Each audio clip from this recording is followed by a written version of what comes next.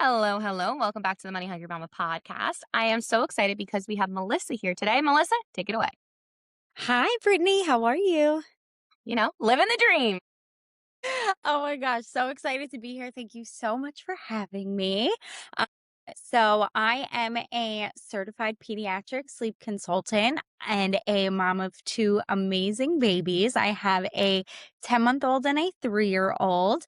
While I was in the thick of my postpartum, I decided that I could not go back to corporate world. Mm. My postpartum anxiety was just not letting me go back in the door. And this was kind of something that fell in my lap. I was doing a whole bunch of research at 3 o'clock in the morning instead of Amazon purchases, like most of us do. And somebody wrote in like a local mom's like Facebook group, like asking for help with their baby sleep. And I was like, wait a second, I know the answer to that question. Mhm. So then I kind of Googled and I was like, is there something that I can do with this? Sleep consulting came up and I said, oh my gosh, like I think this is exactly what I need. So I found the only accredited school, IPSP, and I kind of just jumped in. I dived into the deep end. I got certified. It was a 90-hour course. I got certified in 10 days. Wow.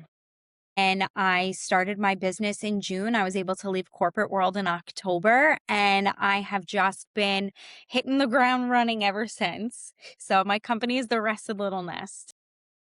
My gosh. Okay, I love this. Okay, so many questions. So many questions. First off, I love that you found the accredited school and shouted them out. So thank you for doing that because Yeah, they're amazing. And honestly, I think that they've set me up for so much success that I truly owe so much of my hurdles that I've Mhm. been able to kind of leap over through them just because they really I wanted to make sure that I was going to find a place that was going to get me what I needed, Yeah. because how many times do you try to, start up a small business? I mean, been there, done that. I've tried to throw spaghetti at the wall so many times, nothing Mhm. stuck, and I'm like, I can't do this anymore. So it was really nice to kind of find something, take the time and find something that was actually going to set me up for the success that I needed.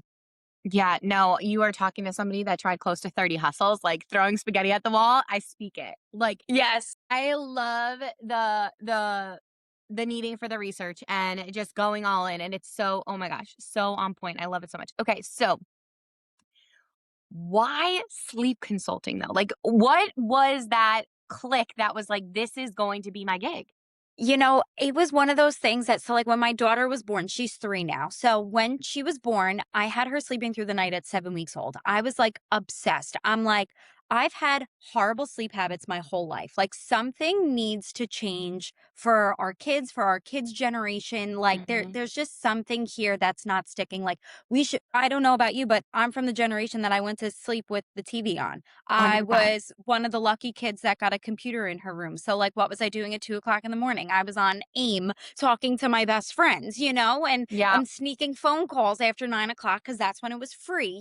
So, we've been so surrounded by all of these sleep associations that we haven't even realized were sleep Yeah. associations, that I said, there's got to be something that I need to change. So I absolutely obsessed about it. And I got my daughter sleeping through the night at 7 weeks old.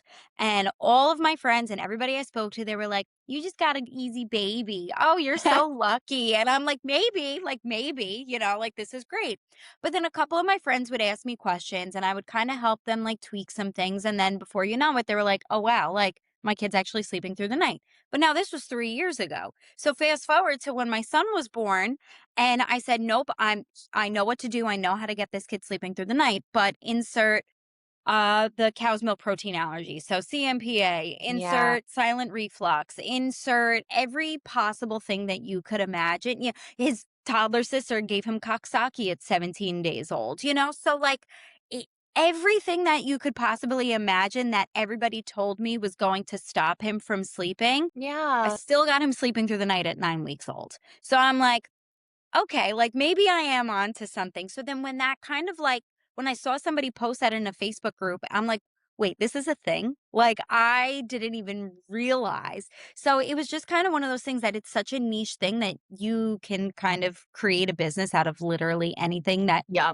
you're passionate about. And I didn't even realize how passionate I was about it? So it really just clicked. And honestly, Oh I my God. haven't looked back. I love this conversation so much because I know the mamas are finding us that want to find a business. And there is like certain terms that she just used. And this is such a beautiful conversation because it's literally for the beginners. And it's like, okay, she used niche specific. Like there's so many crazy things that are niche specific that you guys can find through research. And obviously, like I talk a lot about this in the book coming out, but it's niche specific. Like, Melissa, you are just like a gem of information today for all our newbies. It's That finding, makes me so happy. yes, it's finding the time at, at 3 a.m. to research instead of buying on Amazon, which guilty. But no, it's so true. It's Still like, guilty of that. Still yeah, guilty, but I don't know what it is about that like 12 p.m. on that I'm just like, you know what, just try it. Let's just try it and get it. And like, let's just see. I'm so because trigger we don't happy. have the rest of the day to convince us that we don't need it. It's Yeah. just overnight delivery, sign me up. Like I'm set. I'll have it by 7 a.m. I'm ready. It's crazy. It's crazy. It's such like a somebody needs to like maybe that's somebody's niche. Figure out how we could stop shopping at 12 to 6 a.m. when 100%. we're just like awake. Like let me know how to stop doing that because the morning Brittany hates nighttime Brittany. I'm like, Yes. how did I buy Yes. this? Like, what did I need this waffle maker for? I can't even stand it. I can't. Okay, so you now have this business, right? So you started it, you said in June, and then you quit your corporate by October. So that Yep. is also something that I want everybody to hear too. Like when I talk about the money hungry mommy, yes, people are building beautiful businesses, but this is when I talk about you don't have to jump. It's easier to have something a little bit in the beginning to just kind of get you through so there's no pressure, and then you quit when you're ready. Absolutely. And I will say that right off the bat in the beginning, was it tough? 1000%. Was 100%. where my husband and I like really trying to figure out if this was something that we were going to be able to make work and be sustainable with two kids and, with his Yep. career. And it was, we needed to take a bet on ourselves. I Mhm. needed to take a bet on me. I needed to know my work ethic and I needed to know that I was going to be able to succeed and I Mhm. needed to believe in myself. And if I didn't believe in myself, I would have never been able to get where I am right now. No, 100%. And there's like so many things in that too, because that jump from going from stability to all in on your business rests on a couple of moments, right? The first one is that you gave it your all. You already are kind of set up. Now, guys, I'm not talking about those that are already stay at home moms that are looking for something different. I'm talking about the mom that physically needs to stay in her job, but really wants to be home with the kids. That's who I'm talking about. Yep. Yep.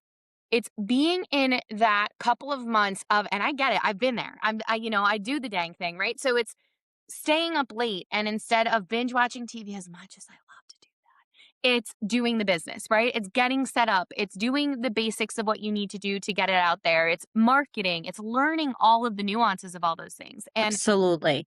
what would you say has been your best marketing tactic for getting out there? Honestly, networking with local moms. I think that finding a space for local moms that are also kind of going through the same thing that you are, word of mouth has been tremendous. Hmm. When I was first starting out, I know a lot of people always talk about, you don't want to discount your services if you're in a service based industry, Hmm. like you want to hold yourself to a certain standard. But for me, it was just me being completely honest and organic and basically telling them, hey, listen, I'm just starting out. I would love to help a mom get their baby sleeping through the night while I'm getting certified in return for testimonials.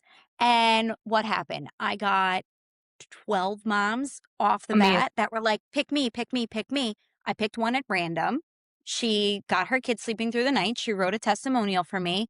And now I had 14 warm leads that I was Yep. able to say, I'm so sorry that I wasn't able to do it for you for free, but I can do it heavily discounted. Now, they don't know what my prices are going to be. So Hmm. heavily discounted for them in their eyes also kind of feels like, we're working together. I'm going to be able to offer this for them. Yep.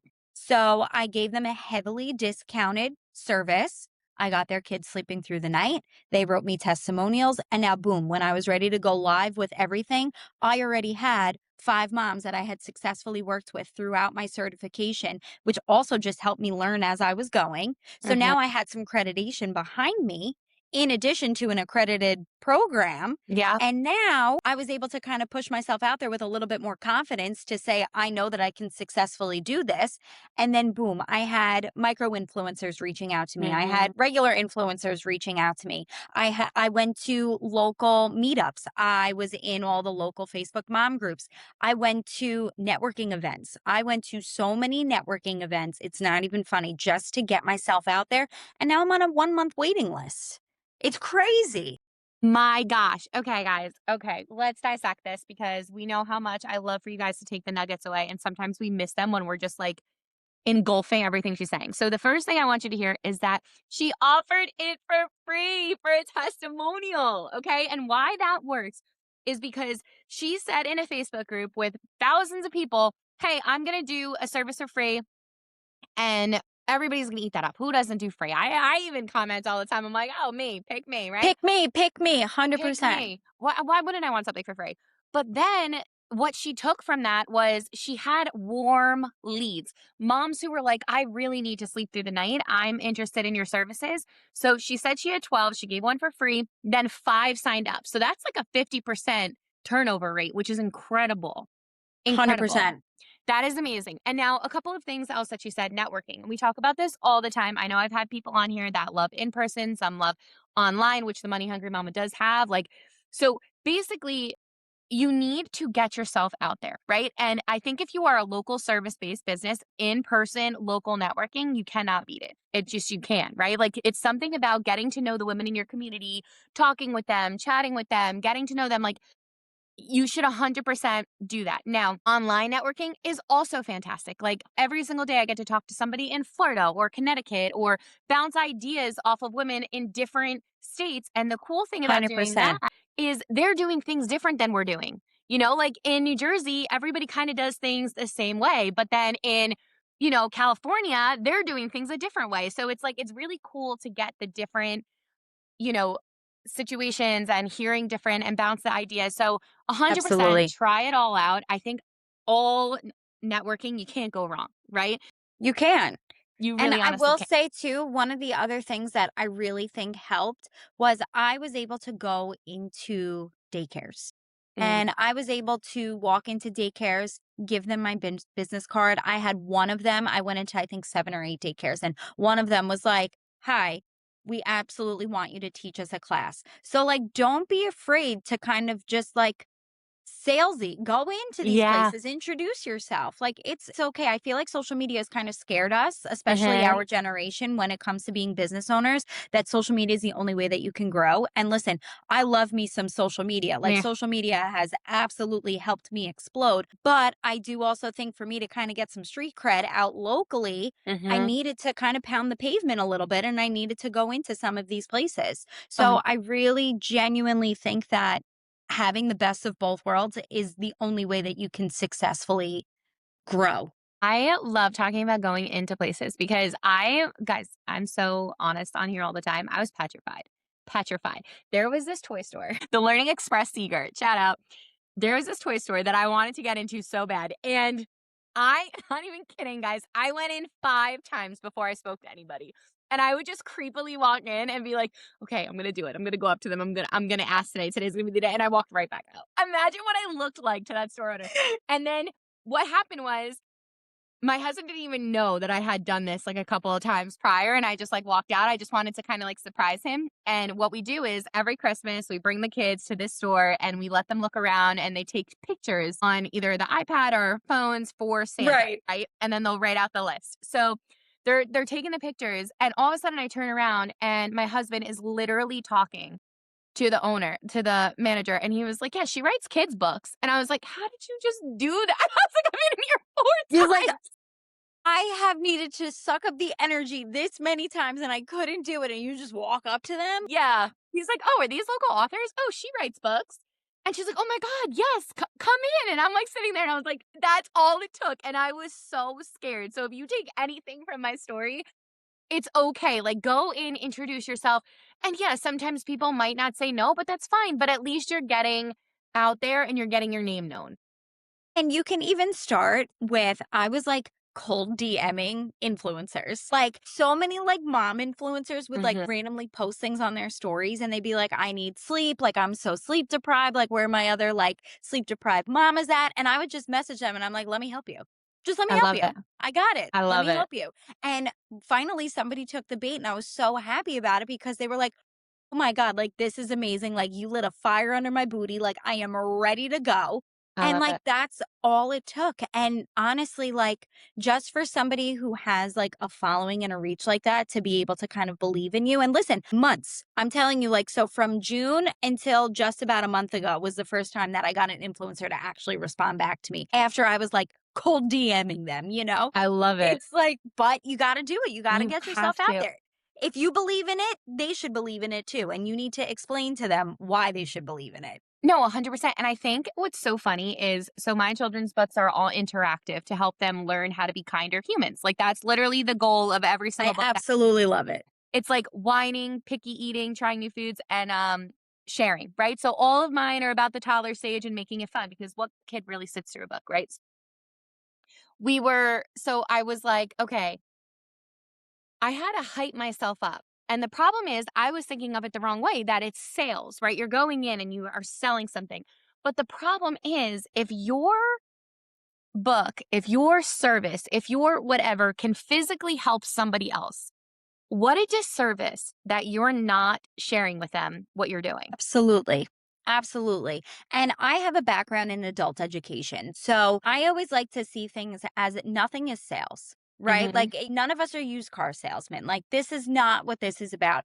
It Mhm. is all about educating somebody on why they need whatever you're offering. So whether it's a product, whether it's a service, adults take so much better to education than they do to sales. Like, think about it. If you're in a store and somebody comes up to you and they're like, hey, how are you? And you're like, yeah, not interested. But if I'm just physically using something, I'm going to be more intrigued to go physically see what's going on. And I'm just going to sit there and educate you on it as opposed to me, kind of like cold selling you.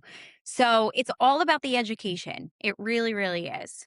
And it's so true too, because I love this conversation. So, for everybody listening, this is probably going to air April or May, right? So, in 2026, and guys, if you're really like into doing business and doing this stuff, like look at the trends, right? Like, see what different trends are going to be. So, the 2026 trend is storytelling.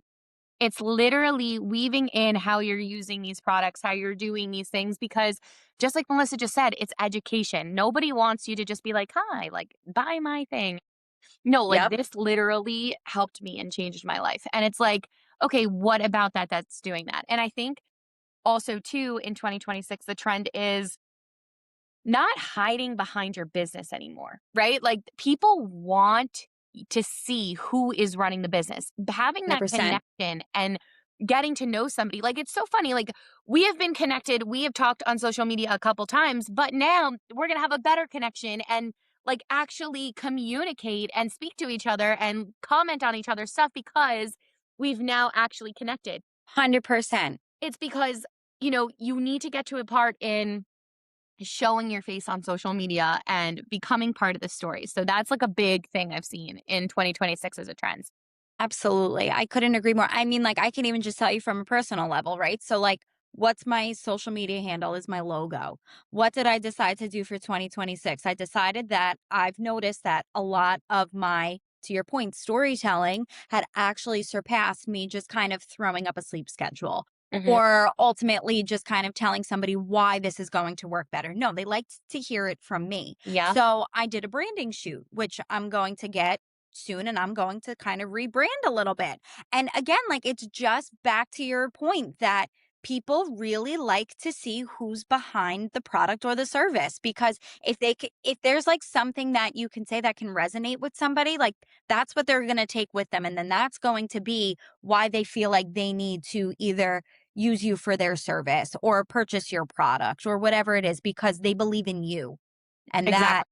I think makes the biggest difference. You know what's so funny? When we were gonna hang up, I literally thought about it, about your Instagram, and I was like, "Oh, I wanna tell her that she should change her logo to a picture." Literally, I was literally going to tell you the minute we hung up, and then you're like, "No, I just got a branding shoot, I'm changing it." Oh my god, Isn't that's that so amazing. funny? Like, it's So literally like funny. it just kind of shows like where the trends are going, Yep. And like what I've noticed has been so successful. I was so excited to have my logo. I was so excited to have my branding, and it's worked and it's really got me where I've needed to be, which is great. But now people want to know about me.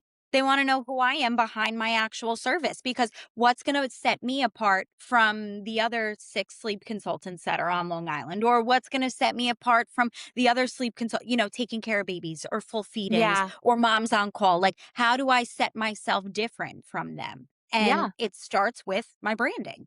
100%. And also, like, especially in what your field, like, I think as a mom of 3, like, I would physically need to see you in order to even hire you. You know what I mean? Like, I would 100%. physically need to be like, "Okay, let me feel this person out before even DMing her." Like, I need to Yep. know that whoever's gonna come and, like, help me with my baby is not going to be, like, a serial killer or, A like, you know what I mean? hundred Like, percent. A that's hundred why percent. I'm and I don't know if you saw, guys, I'm taking, like, a right turn here. All those Facebook Marketplace things that are happening right now, that's scaring the crap out of me. I'm like, I I love me a can't. good Facebook Marketplace sale, but now I'm petrified of listing anything. I'm all set. I'm like, you know what? I think it's okay. I'd Consignment. rather donate my stuff at this point. Yeah. I can't do it. I get way too nervous. I So can't keep nervous. sending my husband down to like a random parking lot to sell something. Who else's husband sent them there to go Oh, buy it, 100 I Target up the can't. street. I'm like, "Tom, go bring that to that Target." Like, somebody will meet you at whatever, and it's always, like, the most awkward interaction too. And it's just two husbands standing there going, I don't know, how much money did she say? Yeah. Okay, thanks. Like, no, I can't do it anymore. No, it's so true. But that comes back to why it's so important to having a face behind your brand. Like, it's something that actually we were having like a serious conversation. So I have a little money hungry mama team as they're helping me with this book tour. And this week I was like, okay, guys, like we really need to figure out social media. And it needs to be like 'cause I'm very good at my consistent posting, but none of it is truly me. So, like, none of it is me showing a personality or me showing, like, anything I do in a day to day. It's very much surface level. And 2026 is all about, bravo. Like, you just wanna be a bravo show, and that's Absolutely. what it has to be. So get Yeah. ready. I You're gonna see I me and think it's Melissa talking about our nitty-gritties of, like, everyday life coming up. sign me up because that's the other thing too, relatability, right? Mhm. Like if you can find something in your niche that you can become a relatable person for somebody, and I think I have a lot of families whose kids struggle with reflux. I have a lot of families whose kids struggle with CMPA. My son has an egg allergy. So I get a lot of families with, food allergies or just any other type of medical illness that is disrupting them from having the ability to Yep. either eat comfortably, sleep comfortably, whatever it is. And I have a lot of families that come to me for that. And I think a lot of that has to do with the fact that in my bio on my website, and when I talk about myself, I talk about this a lot. So I think that parents find that relatable and they're like, okay, great. Like if she was able to fix that in her own home, what can she do for me? So I think that the relatability piece to it is just so, so important. It really, really is. 100%. And also like so my head so for everybody listening that's like, "Oh my gosh, my son has the milk allergy," or "My son has acid reflux." So my son is 8 now. He's gonna be turning 9 soon. And he had the same thing. Like he had the milk allergy that he was on Neocate and waking up every 2 hours. I would have loved you. Waking up every 2 hours. My life was miserable for 9 months, right? He doesn't have a milk allergy anymore. So Phenomenal. they can grow out of it. So everybody that's Yep. freaking out that this could be a forever thing, I promise you it doesn't There have is to a be. light. There's a light at the end of the tunnel. It could just literally be, formula that was like a little bit of an issue, but he grew out It's of so it. true. It's so true. Or there's so many times too that I have moms that are nursing. And a Mhm. lot of times what they don't realize is that if your child is uncomfortable, they're not able to take a full feeding when they're nursing. So they're just snacking all day long. So why are they waking up every hour? Because they're hungry. Yep. So it's a matter of trying to get their needs met during the daytime so that they don't have to wake up on the overnight. And it's not even so much a matter of them being uncomfortable. It's just a matter of how do we get them to stop snacking during the day so they take a fuller feeding, which also makes them more comfortable so then they don't need to wake up overnight. So there's so many things that are related to baby sleep that we don't even realize. No.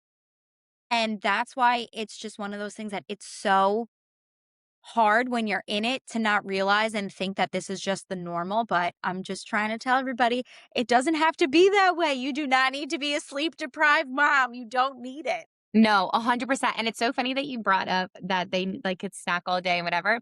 Still, to this day, like I said, my oldest is 8, my youngest is 2, and my middle is 4, and we literally, before they go to bed, I throw them a yogurt. I'm like, "Eat this before bed," because Please, like, just they eat need to something. stay I through the do night. not.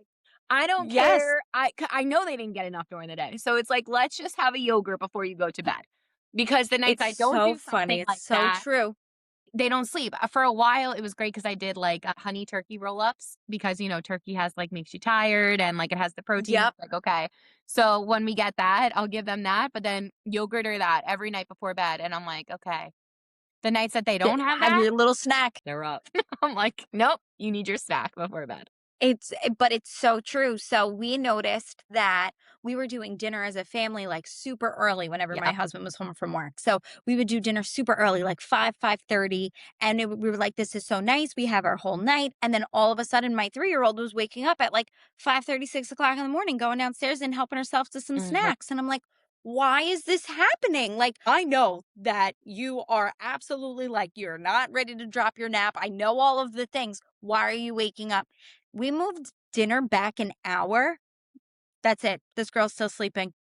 I 7, love it. 7:30. I'm Yeah. like, it's insane, but it really truly is it's a thing. Like if they're waking up, it's because they're hungry. 100%. Like, so I keep dinner early because this is my problem. So now they're the 2 older ones and then the 2-year-old, I just say he's old enough just because he copies everything they do. But they 100%. come home from school and they just start snacking.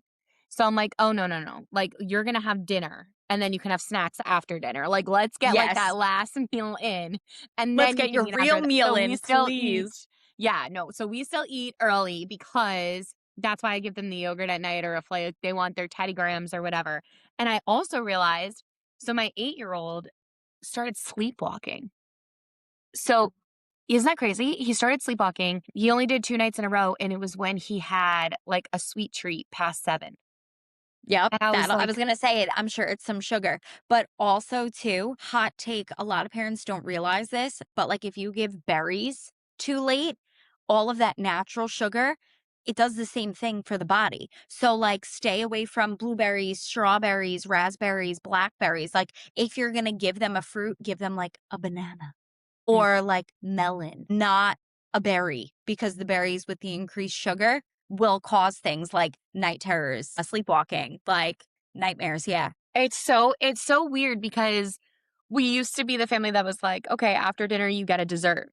Right? And then we kinda stopped that because I was like, "No, they're, like, wired after that. Like, you can Yeah. have Too your much sugar. dessert." Yeah. Yeah, no, it's too much. So I'm like, "You can have your dessert right when you get home from school. Like, that could be your sweet treat for the night, right? And then it's dinner time, and then it's whatever," because they don't eat much anyway. But Yep. it Yep. has made a heck of a difference. Like, there would be nights where all 3 of them would just, like, come in, and we're like, "What is happening? Like, why are Yeah. you Why never are you sleep?" doing this? Yes. I'm like, "Why do you hate us?" I'm like, "This is terrible. I can't even stand it." For the mom who's like, "Brittany, ask the question, I'm dying to know.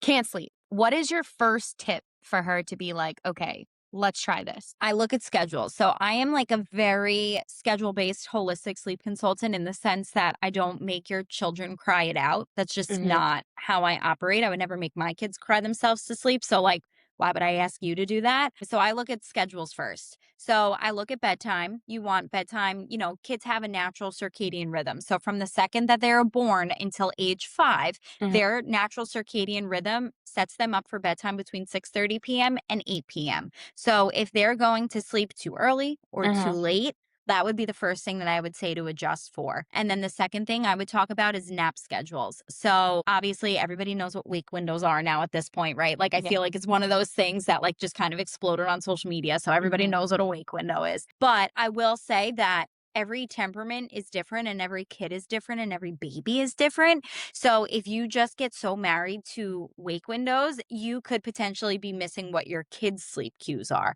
So I always say use that as like a guide, but Mhm. don't be married to it. Like get yourself a little bit more flexible. Give yourself like 30 minutes, like plus or minus if you're trying to figure out a schedule. And then from there, if schedule looks great, I would then probably look at feedings, like let's make sure that they're getting what they need during the day so that they don't need it on the overnight. And those would kind of be like the first steps that I would take before introducing any type of like sleep training methods. Cool. Yeah, no, it's definitely like I know for a fact if I've missed the bedtime window, my 2-year-old's up till 10. Like, it's Yep. like, if I don't get him down by, like, 7:30 the latest, I'm done. My night's over. Like, Yep. he literally will not go to sleep. It's That's so it. crazy. I'm, That's like, how it listening to you goes. talk, I'm like, "Dang, like, I just need to actually stick with it and not miss that time." But, sometimes it's like, "Oh, dinner ran late. There's dance practice. There's, gymnastics or baseball," and you're, like, running around like a chicken without a head, and then all of a sudden you look at the clock and you're like, "No, it's too It's eight late. o'clock. I missed it. Yep. I And missed it."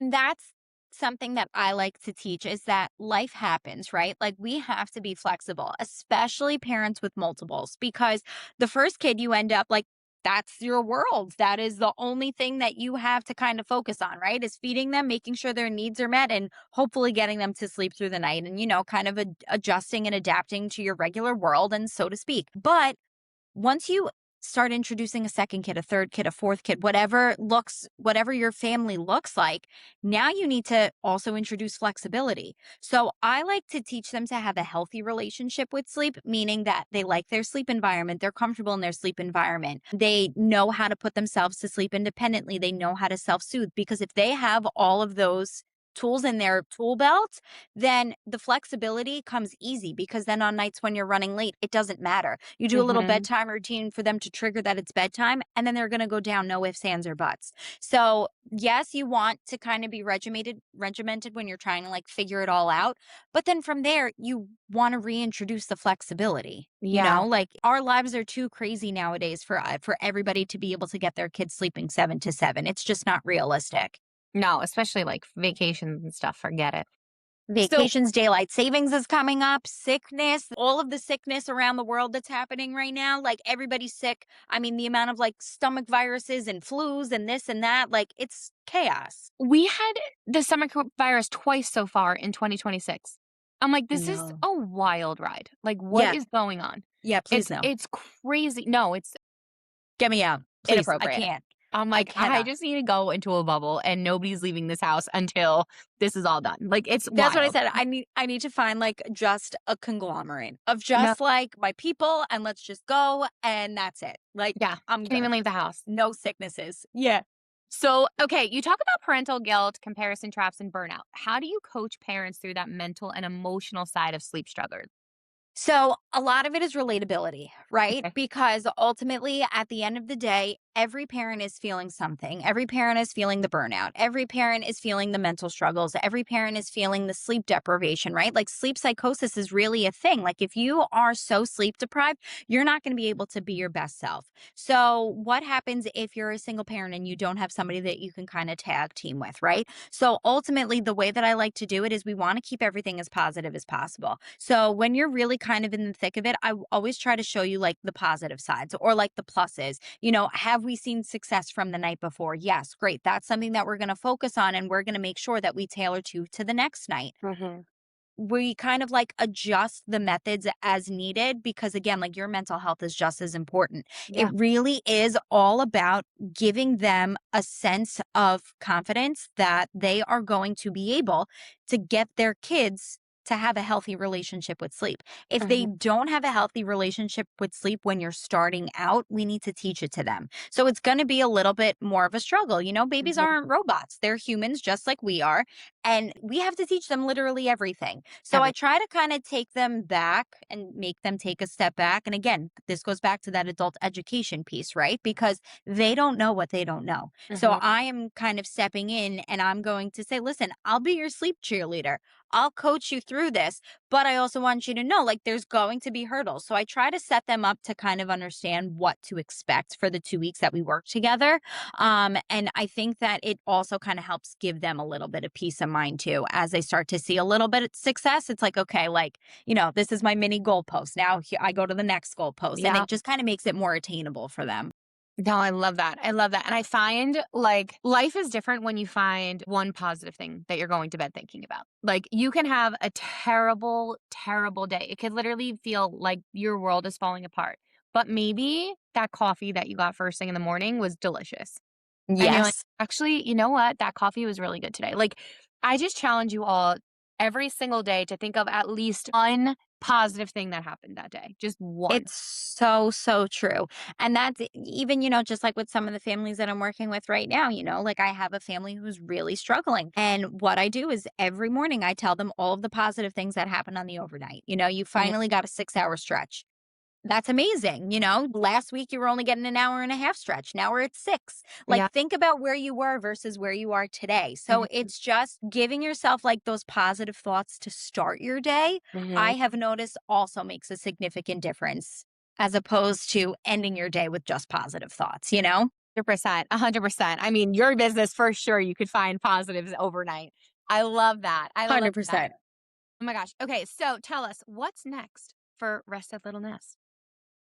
My goodness, there's just so many things. So, like, I started a community, the Sleep Love Circle it. community, which has been it's absolutely amazing. So, one thing that I do say is that I've kind of troubleshooted a lot with different like sleep packages and sleep offerings just to Mhm. kind of see like what really works for people and also what works for me too. I don't want to be burning myself out right out the gate. So, ultimately, one thing that I've learned is that families really like the sense of support and then they Mhm. really like the sense of community and kind of back to what we were talking about the relatability piece. Mhm. So I started the Sleep Circle community. Right now I have 16 moms in it. It's absolutely Yay! incredible. So basically what happens is you get like texting support with me, you get a 30-minute one-on-one consult, but then you get access to the private community where I'm offering like tips and tricks and schedules for your child's age, and then we do monthly Q&A sessions, and it just kind of is so nice to Love it. see them start to, lean on their counterparts who are also kind of struggling and looking for the support, and just seeing the conversations that are starting to happen in there is so rewarding and so incredible. So I think my goal is to kind of scale that a little Mhm. bit just so I can kind of have this like sense of community, because it really just makes my cup so full to see all of these moms just leaning on each other and supporting each other, and it really is just so incredible. So that's definitely something. And I mean, like, I can't even believe that I have a waiting list, and I'm like, Yeah. just it is so fulfilling. It really is just so nice to know that like I have moms that are believing in me and supporting me, but also know that I would be able to help their kids sleep through the night. So it really Love is it. glass half full? Yeah, 100%. Oh my gosh. Melissa, my favorite question. What does being a money hungry mama mean to you? Oh my goodness. It really just helps me remember that my children are watching. Mhm. And it is just proving to them that they can literally, I'm going to get emotional, they can literally do anything. That they do not need to be stuck in a career when they get older. That they do not need, I mean, I have an associate's degree. Like, I was not able, school was just not my thing. Mhm. And I have worked my way up. I worked my way up in the corporate world.